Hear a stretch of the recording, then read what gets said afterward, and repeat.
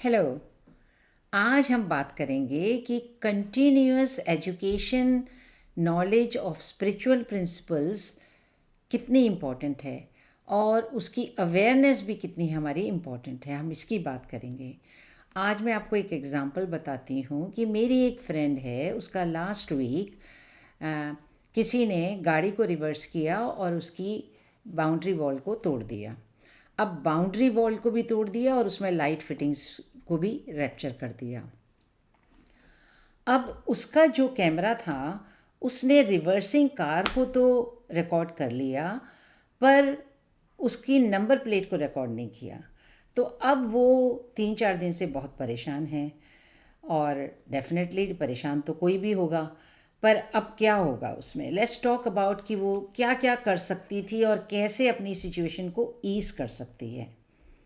पहली बात तो ये है, उसने फॉर्म फिल कर रही है वो, उसकी आइडेंटिटी जो आराम से बैठी हुई थी घर के अंदर as a non working women, आराम से अपने कंफर्ट लेवल पे उसकी आइडेंटिटी थी, वो सडनली ब्रेक हो गई।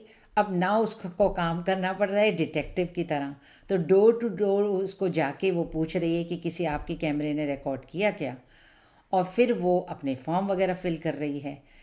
तो अगर यही चीज़ वो समझ के करती कि भाई मेरी आइडेंटिटी अब नाउ ये मेरी नई आइडेंटिटी बनी है फॉर सम टाइम, इसको मैं अपना लूँ, फिर उसका क्या हो रहा है कि उसका जो हमारा फिज़िकल सेंस ऑफ सेल्फ होता है वो हम बाहर की चीज़ों में डाल देते हैं।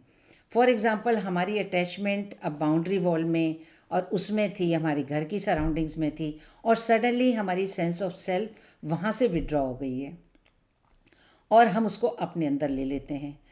तो वो डिटैचमेंट हमको एकदम करना पड़ेगा कि ठीक है, कुछ चीज़ वॉल के साथ हुई है, लाइटिंग फिटिंग भी टूटी हैं, पर हमारे को तो कुछ नहीं हुआ ना, हमारी बॉडी माइंड सब कुछ तो इंटैक्ट है ना।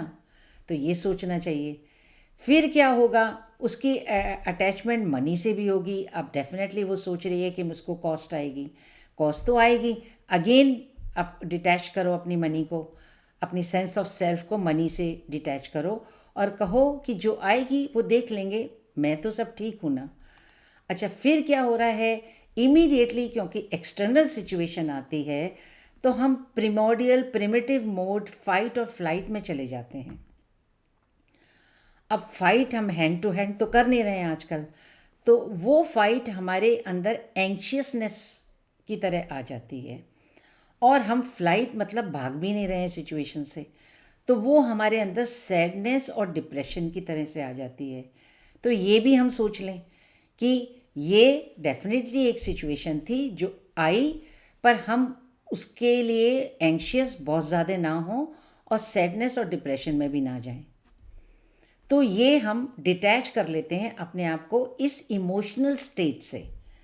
अगर हम डिटैच नहीं करते तो क्या होगा, बार बार वो थॉट्स आएंगे, अरे बाउंड्री वॉल टूट गई, अब मुझको कॉस्ट आएगी, और बार बार आपकी बॉडी में रिएक्ट करेगी। केमिकल्स आएंगे, सैडनेस के, डिप्रेशन के आएंगे, एंशियसनेस के आएंगे, और बॉडी उस लूप में चली जाएगी बार बार।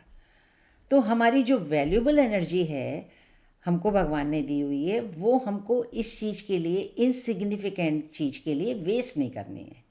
काम तो हमको करना पड़ेगा कि अब जो हो गया है उसको हमको सॉल्व करना पड़ेगा, पर हम अपनी थिंकिंग को रोक सकते हैं। तो हम अगर माइंड को क्लियर रखेंगे तो डेफिनेटली हमको करंट सिचुएशन को एक्सेप्ट करना पड़ेगा और अकॉर्डिंगली हम उसकी तरफ एक्ट कर सकते हैं।